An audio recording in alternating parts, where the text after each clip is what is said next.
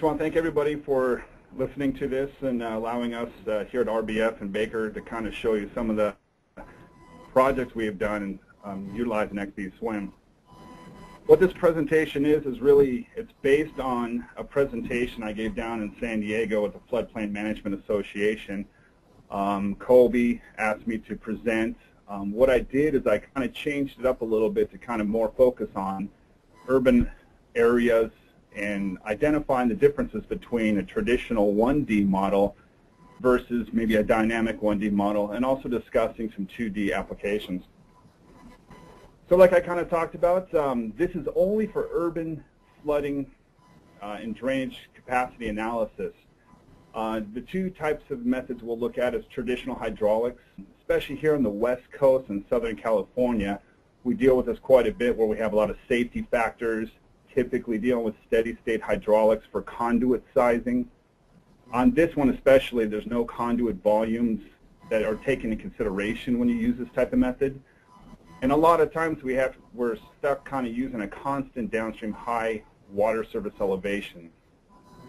Now we're going to be comparing this to some more recent projects we've been doing using the XPSWM advanced hydraulic modeling, which obviously deals with the volume, hydrograph timing, and you can also link surface and subsurface features using the 2D application. Another great thing about XPSWM in this situation is multiple scenarios of difficult situations in hydraulics. Weirs, orifices, different types of calculations can be done in one run. Now I'm not going to get too much into the details of XPSWM because most of the people listening here already know a lot about it, so I'm going to focus most on some of the other modeling procedures and kind of show a comparison of the two. So just to touch a little bit on what I call the traditional hydraulic and hydrology, this is the kind of scenario we were talking about, or I was talking about before. Typically you get a Q peak determined from a rational method for your small areas or a synthetic unit hydrograph. And this is the type of flow rate. As you can kind of see this little exhibit over here on the right, it kind of shows how the model works. You have a peak flow rate. There's no hydrograph. And with this type of situation, you're filling up your conduits from that peak flow rate. You also have a constant downstream starting water surface elevation. You're not really taking the timing of the hydrographs into consideration. In many cases that I'm going to show you, the whole storm drain becomes inundated from the start of the run. Now I'm going to kind of move on to a little bit of the advanced modeling. Now the SWM engine itself actually started back in, actually they say 1972, but there's beta versions even before that. But the engine of SWM itself is the most widely used storm drain analysis model in the world and in the U.S. Now this one is based on the St. Venant equations, and we also refer to that as a dynamic wave routing. It's the most advanced flow calculation process there is. Now the routing of the storm hydrographs is a key. It's not only the peaks. You're taking in consideration the volumes in the conduits, surface and subsurface. You can actually multiple networks of closed and open channels. And again, you have the pumps, weirs, orifices. All these can be modeled pretty easily in EPA's SWM and XPSWM, and I'll go through a little bit of the differences between the two. But SWM, EPA SWM basically is a one-dimensional dynamic model. And you can also incorporate multiple boundary conditions, whether they're varying tides or receiving water hydrographs, pump station rating curves. And basically these types of models actually lend themselves to one cohesive model for an entire watershed that lends itself to sensitivity analysis much, much easier than a traditional system. So now looking at XP, what XP has done, as most of you already know, it's a much more user-friendly interface. The GIS integration is much better. The files we get from XPSWM are compatible with EPA SWM 5 for some of them, for some people who don't want to maybe pay a little extra to get the bells and whistles of XP. It's also approved by EPA and FEMA now. XP has added some additional programs. We know that they recently added WSPG, which is a program commonly used, especially here in California, the pressure momentum energy equation type of program. They also have some culvert programs and other programs as well. The biggest aspect of XP is the addition of two-dimensional surface flow modeling system. And they've also were able to link it. So now you have the dynamic modeling of the subsurface and channel to a two-dimensional surface flow, and they communicate. You can link water quality facilities to this model, and the thing that I tried to press, especially at the FMA conference, was this is a comprehensive model that you can do everything in. It's not iterations that go back and forth with several other models. That's what makes it so great. I want to go over a couple of things that I noticed listening to some of the presentations at the conference, which a lot of different consultants and engineers gave presentations on what they've done as far as urban watershed modeling. And it was very interesting to see, actually. I didn't see too many of this first one, but these are just some of the applications for this type of modeling.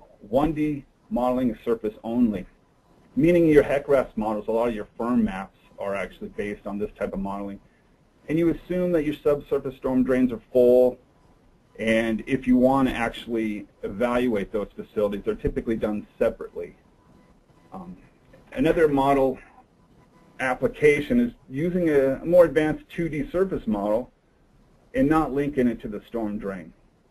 Now, these types of models also assume subsurface storm drains are running or are full, and if you want to actually evaluate those also separately. I saw a couple of these at the FMA. Now, what we're going to focus on mainly here is the two-dimensional surface models by linking the storm drain. Now, this is what I saw the most of, and it was very interesting, was a lot of people are creating two-dimensional surface models and manually linking it to a subsurface model, which is fine. It's actually way better than any of the first two. But what they were doing is actually using a Bernoulli equation for the subsurface model, and I'll kind of go into that a little bit more detail on the next slide. The last item here is what XPSWM offers is a simultaneous linkage of the storm drain subsurface in a fully dynamic to an advanced 2D model on the surface.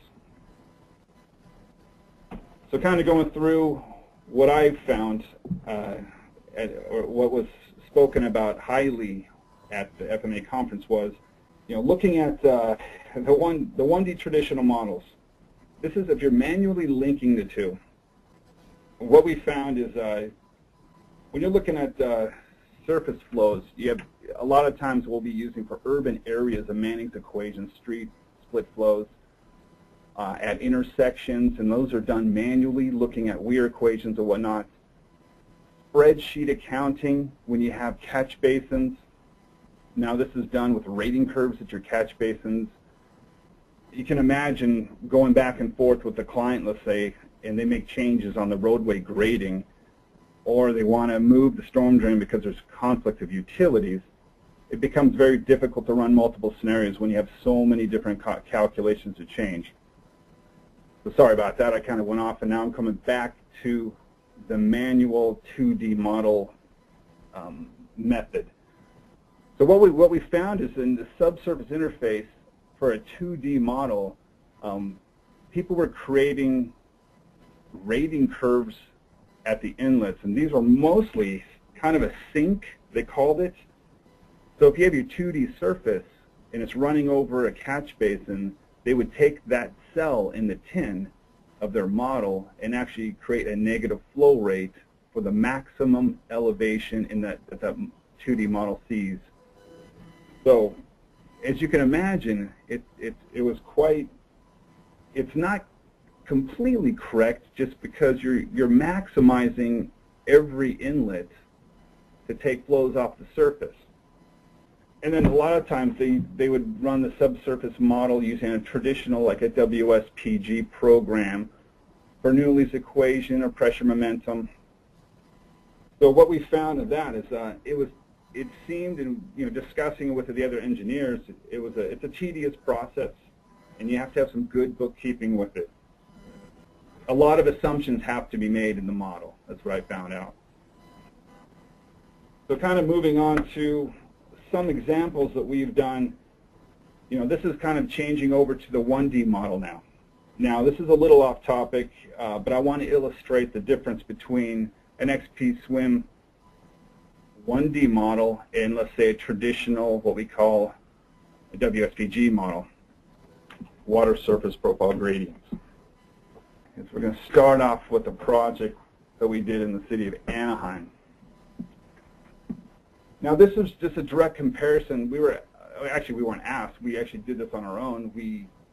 There was a project that was about to be constructed for a storm drain. I'm not sure if you can see my cursor, but it's right down here to the yellow line storm drain down there with the Catella watershed. Just about to be constructed. This whole system was being designed and analyzed in WSPG.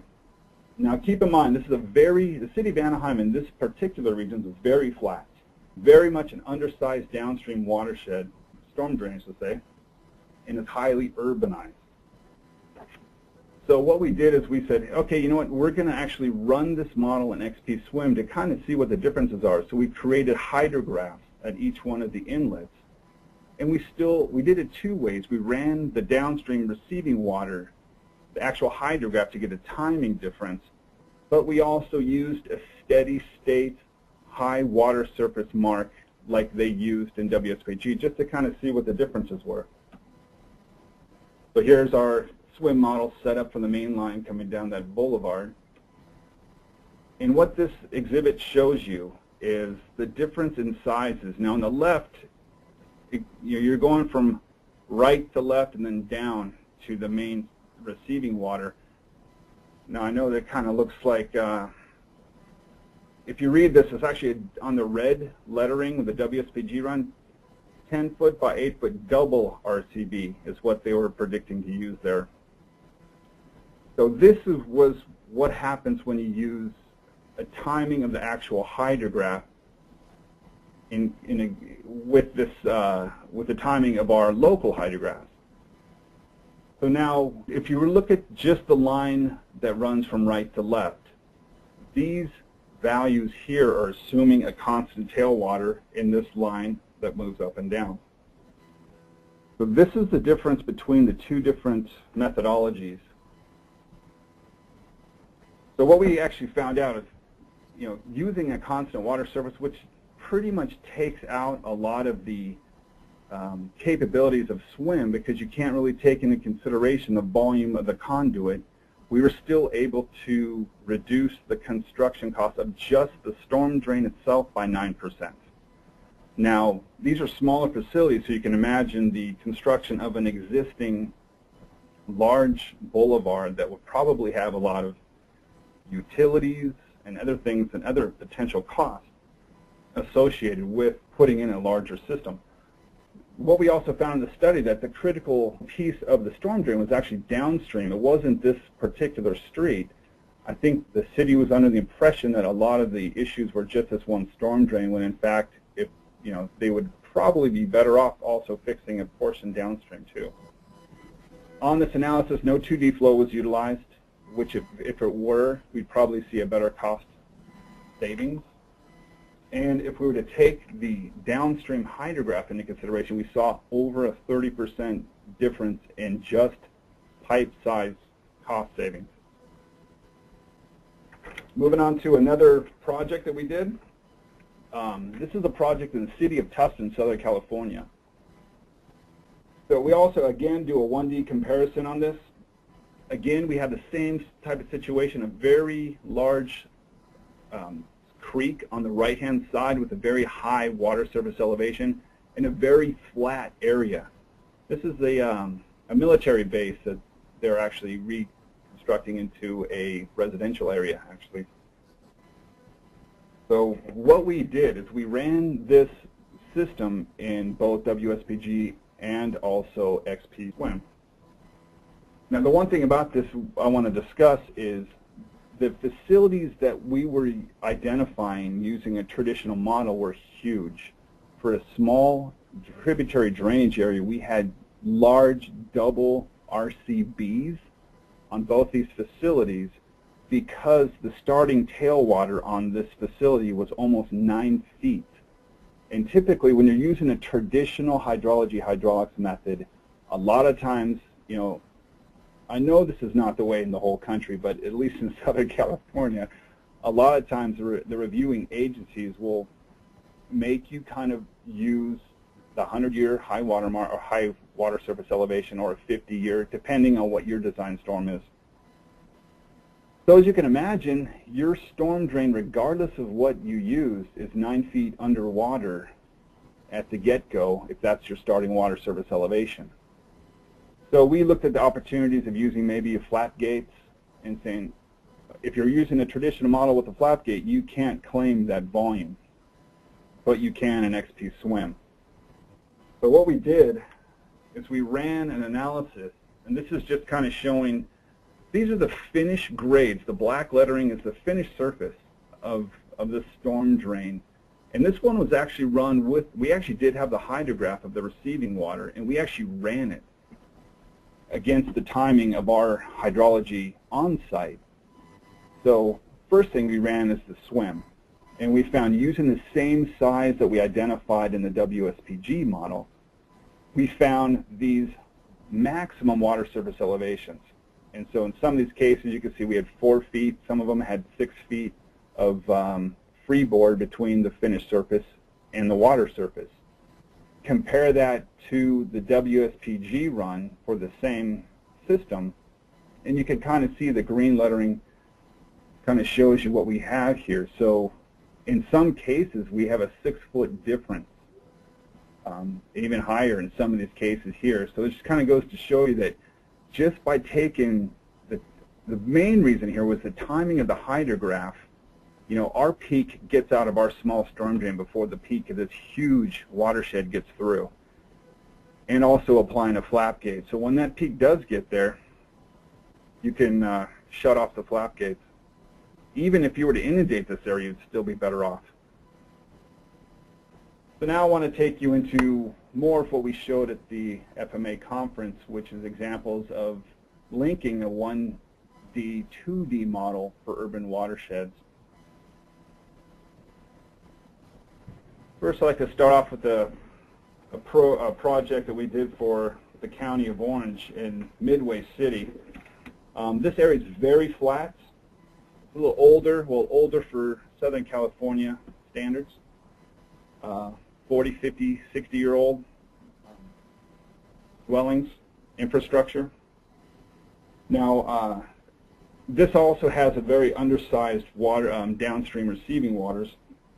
And we were kind of asked by the County of Orange to do an analysis, a study of what was going on with the implementation of a project that they were about to do. So here's what the objective was. We were just going to assess the impacts of one of the planned projects to actually implement storm drain in an area that had no storm drain previously. And they understood with such a flat watershed that they needed something more robust to evaluate the impacts. And the traditional model wouldn't cut it, and I'll kind of show you why.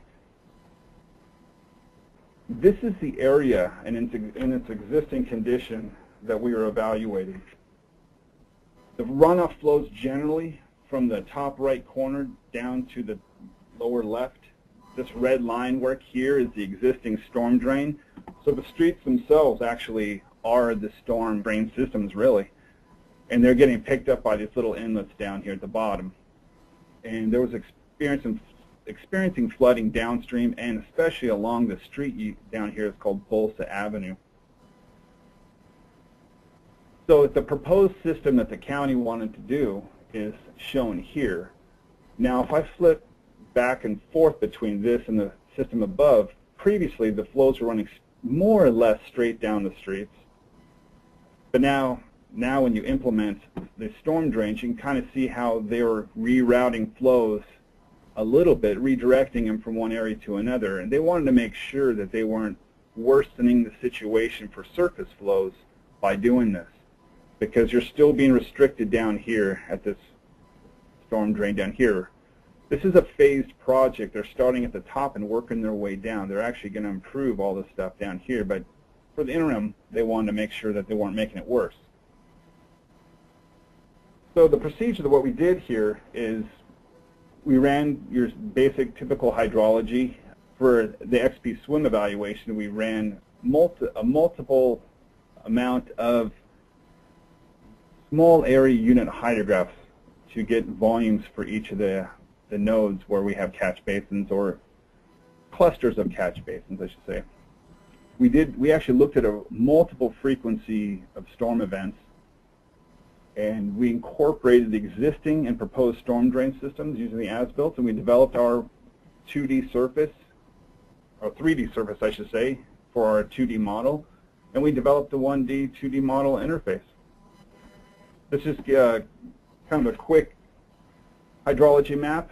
The keynote here, when you're trying to evaluate the difference between an existing and proposed condition, we wanted to make sure that we identified the nodes for the existing condition at the same location or similar locations as the proposed conditions.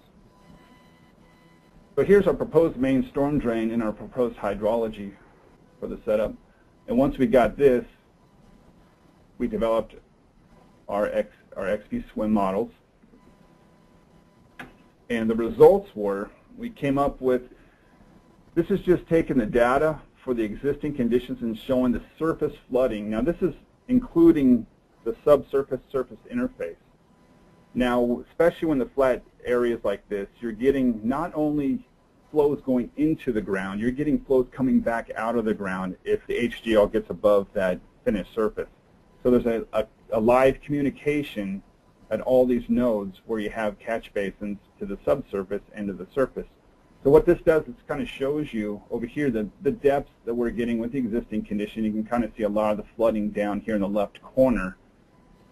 And if we were to move to the proposed conditions, I mean, you can't really see much now until I show you the next slide. What we did is we uploaded all this into a GIS database, and we just took the difference between the maximum water surface elevations to give us kind of a difference in flooded depths between the two.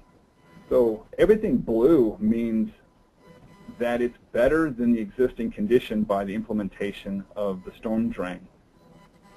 So here we can kind of clearly identify that the storm drain that was being proposed wasn't making it worse.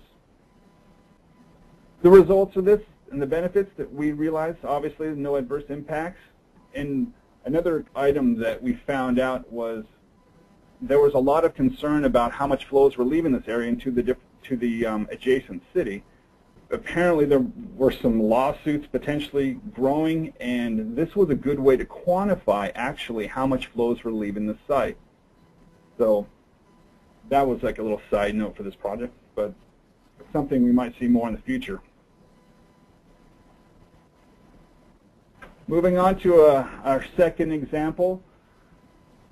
Now this example is in the city of Tustin. It's a proposed commercial development for target lows. For those of you that know this area in Southern California, it's the district in Tustin. Now the objective of this was we needed to utilize surface flooding on this for a few reasons actually. Again, this is a very flat area with a very restricted downstream storm drain. And this storm drain, as part of this project, the client was being asked to upsize it to, that was estimated cost of over $1 million just to put in their commercial development. The issues with this also is it dealt with not just the city that they were in, but an adjacent city across, and it became a political issue, not just a very expensive issue.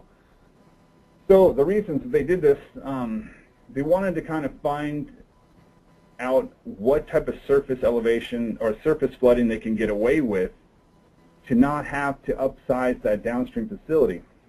And so also to understand those flooding limits.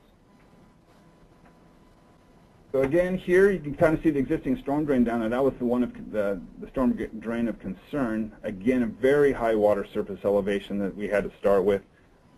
And here you can kind of see some of the storm drains coming from the top, from this reuse basin, the same one that we showed a couple examples ago, coming down around through this commercial district and then down and tying into the storm drain. So this down here, this existing system was very much under capacity. So what we did on this one is we set up all the hydrology in accordance with the local manual. We ran the 100-year event for the entire project. We incorporated all the storm drain sizes. We built our DTM based on a proposed grading plan from the client. Now this is where we actually were able to change. If it didn't work, we changed the grading plan to show a little bit more potential storage, and I'll show you how that worked in a little bit. And then we integrated the 2D surface model with the storm drain. So what I'm going to do is show you a little movie here of how, when you run the surface and subsurface flows, you kind of see how we were able to, with the city's compliance, flood Target and Lowe's parking lots. So for those of you that go shopping in this area, you may want to keep this in mind. But in any case, we were able to show that by flooding these areas, it was actually creating a surface detention that reduced the sizes of storm drain that we needed down here. So as long as you're okay and you can quantify and identify the location of the surface flooding to an acceptable area, it's a great tool to use. So the benefits of this project, obviously, well, we identified the 100-year limits, and working with the grading plan of the client, we were able to keep that in an area that everybody was fine with, except for the people parking. And the grading design contained the 100-year, and we didn't allow it to go down the streets and tie into the adjacent city. And it also eliminated the need for this expensive off-site storm drain that would have taken years to get through the politics. Now this is another example of comparing basically the firm for an area in Anaheim with some evaluations we've done using XPSWM. So for this project right here, we did it for the city of Anaheim. It's still in the draft mode. It's not, this isn't anything that's published. This isn't anything that's final. But as part of the master plan of drainage we're doing for them, we actually started doing some evaluations on this area.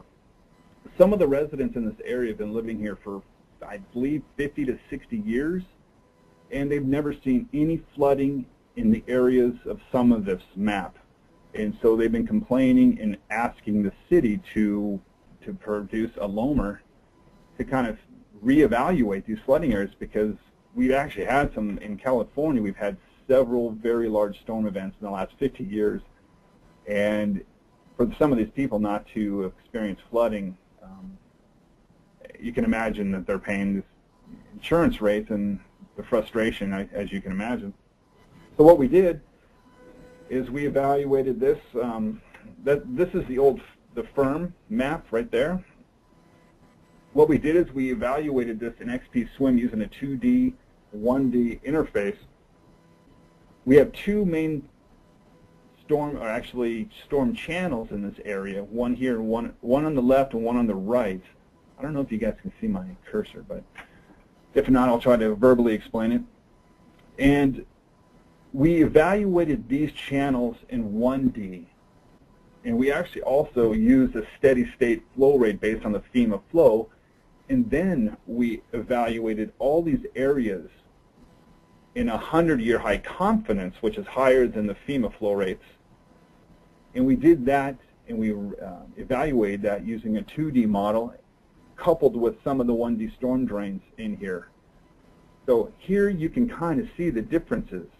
Not all of these areas should, I mean, well, this is initial, I must say, but as you can imagine, some of these people might be a little angry because we're not showing them as being in a floodplain of a storm event that's even larger than what FEMA typically provides.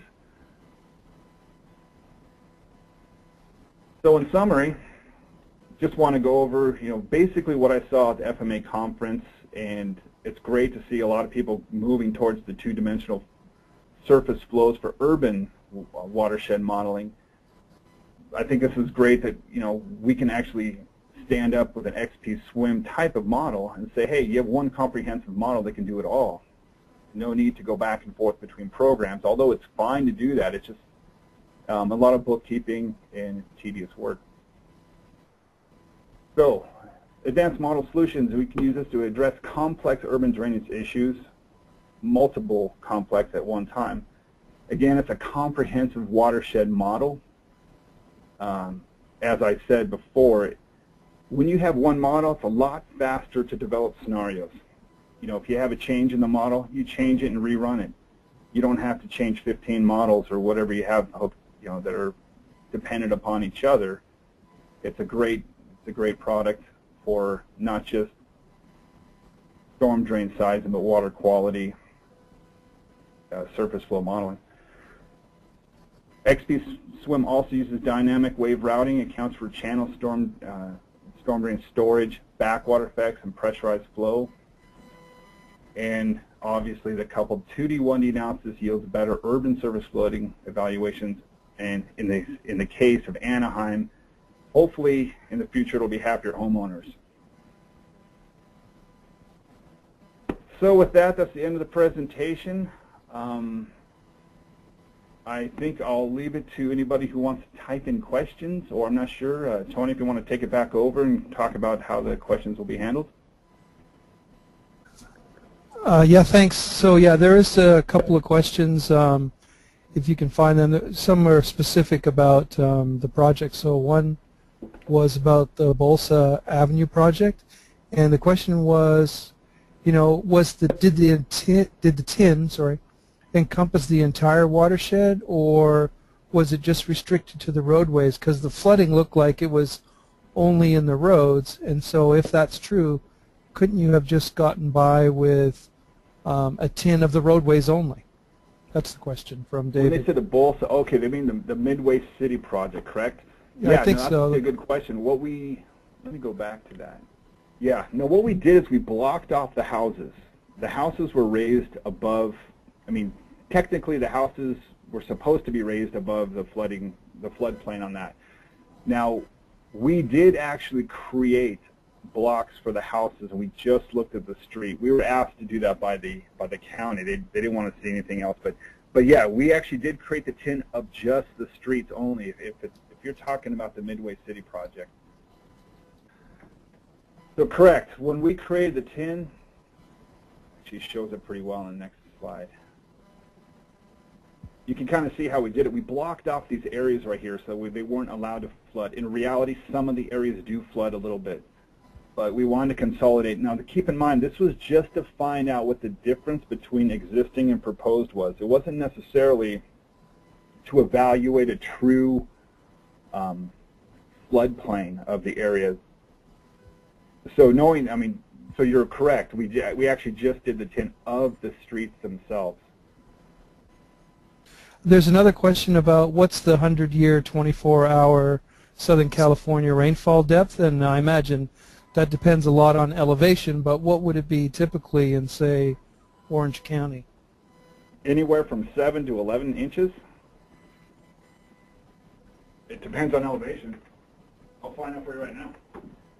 It ranges all over. So if you're looking at, we have like 6 inches down here,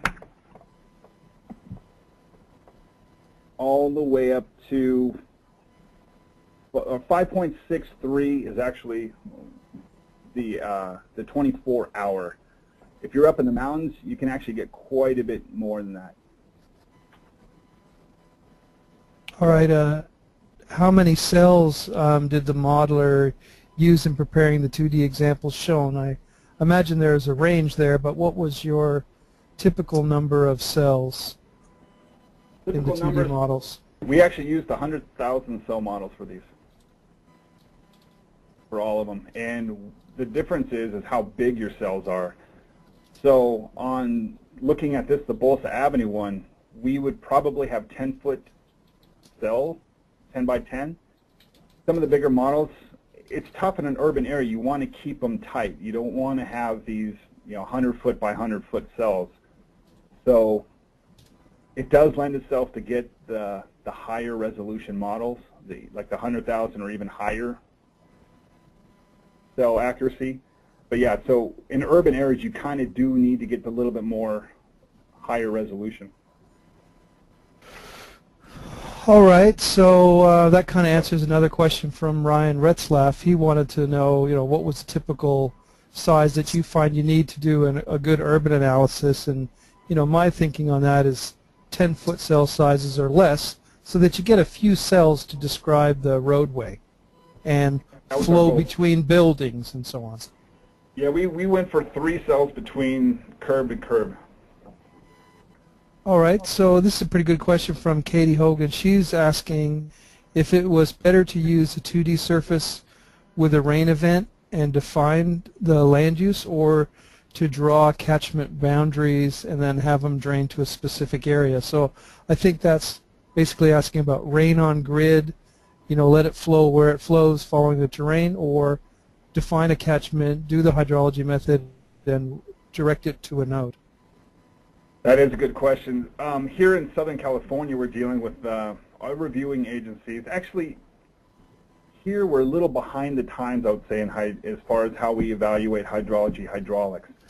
A lot of times they want us to utilize their methodology because they have their reasons, and actually some of them are pretty good, but they want us to import the values of their hydrology before we run our 2D evaluation. So at specific points, we actually dump all the water. So we have to divide it up. It would be great to actually let it flow over rain over the surface, and we're hoping to get to that point someday. But in these particular models, we had to find, using the standard methodology practices for the counties down here, that's what we did. I mean, we find concentration points, and we get our hydrograph at that point, and we let it go. Sure. Another question, if the blocked off areas would have received the flooding, wouldn't the water in the streets have been reduced? And, if you let me answer that one, yes, I mean, that's true, right? So if you are limiting your tin, like in the picture that you're showing, to just the streets, and the flow would have physically or naturally been outside of the street boundaries, then you would be creating an artificially high water depth in the streets, because there may have been places where it should go up driveways and partly cover other areas out of the right-of-way. So, I guess if you're going to have a tin that's limited to the streets, your big assumption is it's only within the streets. It doesn't jump the curb or go outside the right-of-way and flow elsewhere. So if you can make that kind of assumption, then it's still valid. Obviously, if you are expecting flow outside of streets, you really need to have the tin include the area outside the streets. Correct. Now, if you look at this images right here, a lot of this is within the street. We have the 6-inch curbs, and so you're right at the limit on some of these in the existing condition. On the proposed condition, we're doing pretty good on most of them. And this is such a flat area with a 6-inch curb. That 6-inch curb almost makes up for the fall between each block. So, that was a call based on the client. The client asked us to evaluate streets only, not to worry technically about the houses, and that the history of the flooding within the houses themselves were not that, there was not much of a history there. So a lot of history of the streets having a lot of water, but not necessarily the houses. Can the tin be imported from CAD? That capability is a couple of ways. One is you can make a tin inside of XP through importing land XML. So in Civil 3D, you could export land XML. Then XP can import land XML. That's kind of a direct way to work with CAD. And then, of course, if you can just take the points that create the surface out of CAD into, say, some sort of text file of X, Y, and Z, then we can triangulate the X, Y, and Z. Okay. When linked to 2Flow, did XP also include the 1D river engine of 2Flow, or is the 1D managed by the original SWM equation? So I guess, yeah, did you use 1D open channels and link it to 2D, or did you do 2D for the open channels? Obviously the streets are modeled that way, but in one of your projects there was a creek. And so what did you do about that for the channel part? That was all 1D that we linked to the 2D surface. So we actually blocked out the creek itself and created that barrier between the two so they communicated with each other, the 1D and the 2D model. But we definitely made that a one-dimensional surface analysis. And I think you're talking about the city of Anaheim where we compared it to the firm map. Yeah, I think that's right. Yeah, so these channels right here we actually cut out and actually made those 1D. Can you import shape files of off-site topography and build a tin from the imported lines in XP, or does that need to be done in CAD? I guess I will just mention that there's really two components to elevation inside the XP interface. There's of course a tin, which you'll create from raw XYZ files, but then when you're talking about the 2D modeling, you can create other objects which lie on top to alter the tin, like fill areas which can cut a pond into the surface or build up an area. There are break lines, ridges and gullies, dynamic elevation shapes, and elevation shapes which, you know, you draw these lines and polygons and you can import them from GIS, and they will then alter the surface as it applies to the 2D model. So I guess that's probably the most descriptive thing I could say. But if it's done in CAD, then of course, you know, export land XML, import land XML to XP, and then you've got the modified surface, which can include the presence of other things like buildings.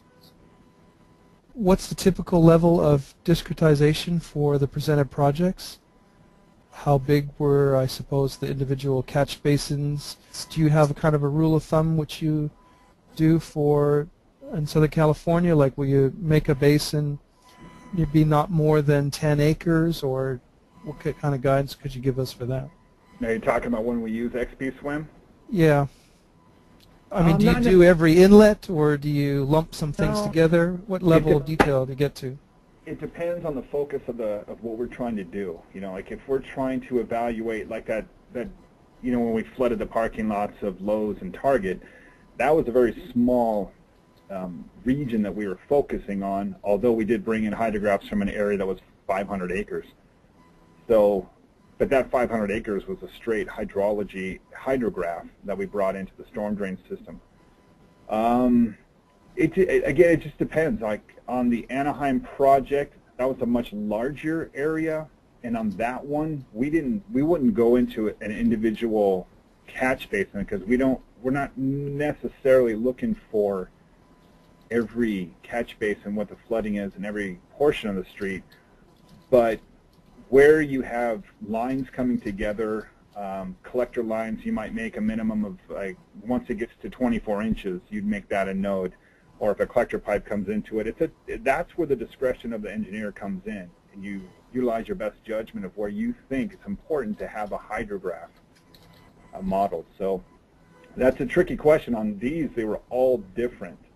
You know, on the Midway City, the Bolsa Avenue one that we were just talking about recently, that one we actually, you know, the whole drainage area we had the tin for, and the hydrograph was specific to each one of the points because the city really, or not city, the county really wanted to identify the street water surface elevations throughout the whole project. So that one we had to get a little bit more detailed with. So I guess it depends on what the goal is. how did the modeler account for 1D to 2D and 2D to 1D transitions?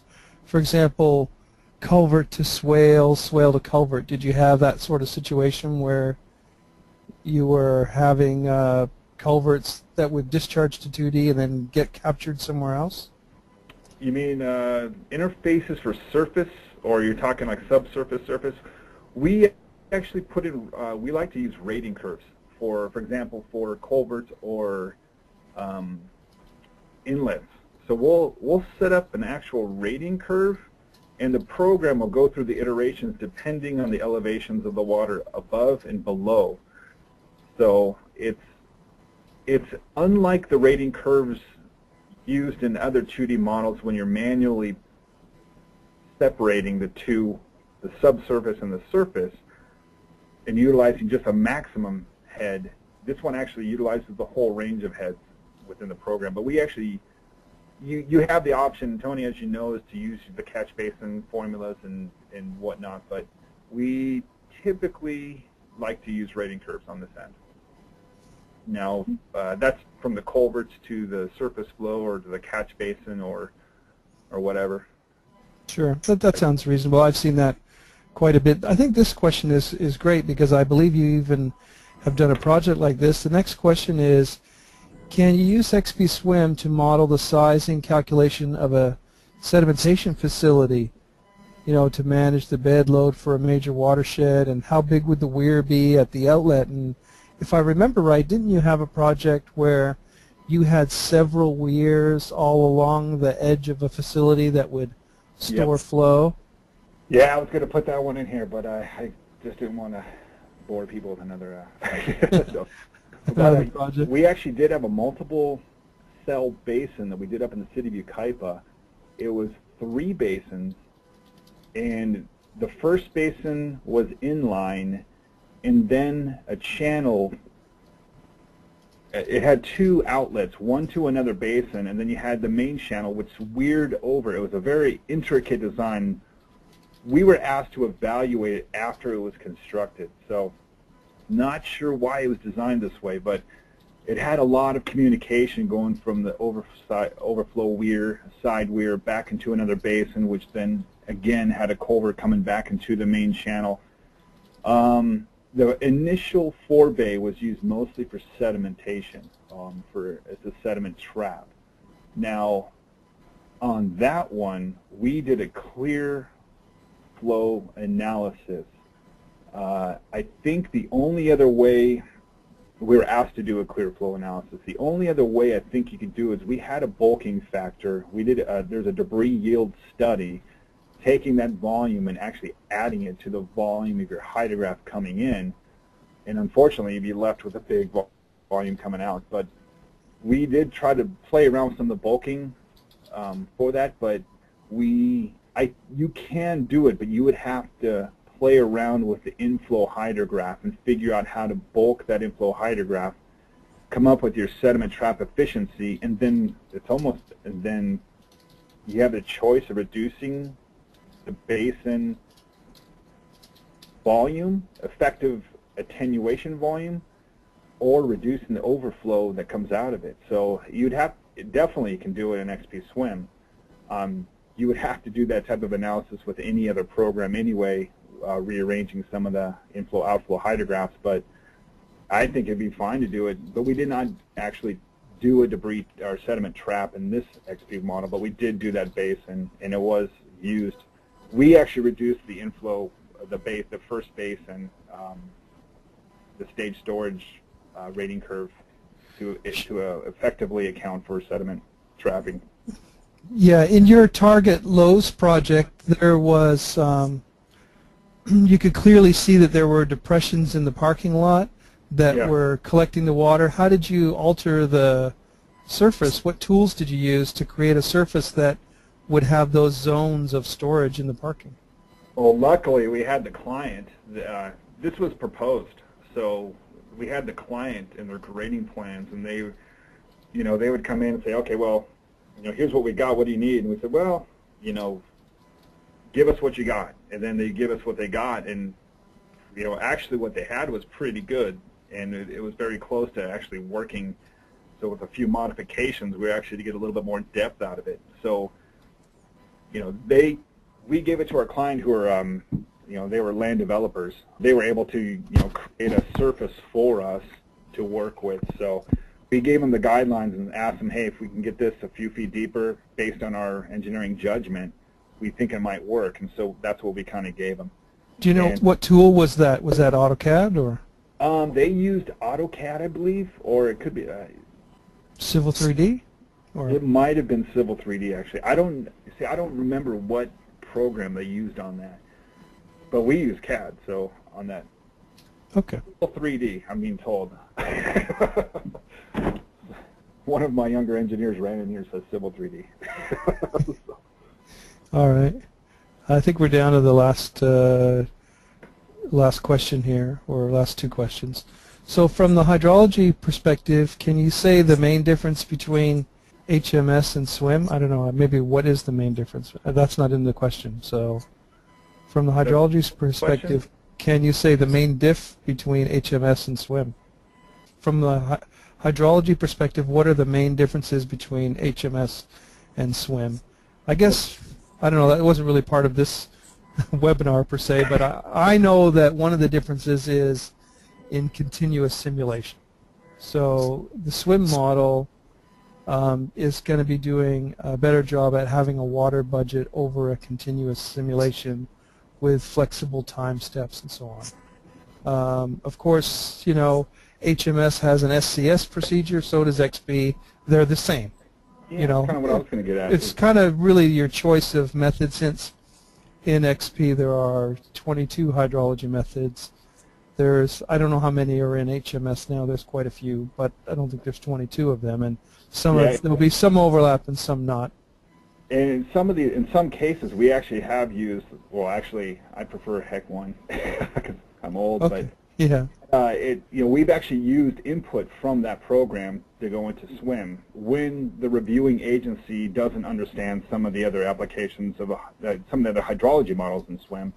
If they only know a HEC HMS or HEC1, you know, they were relegated to use that, and we just basically, you can manually transport the hydrographs from HEC1 or HMS and right into SWM and run it that way.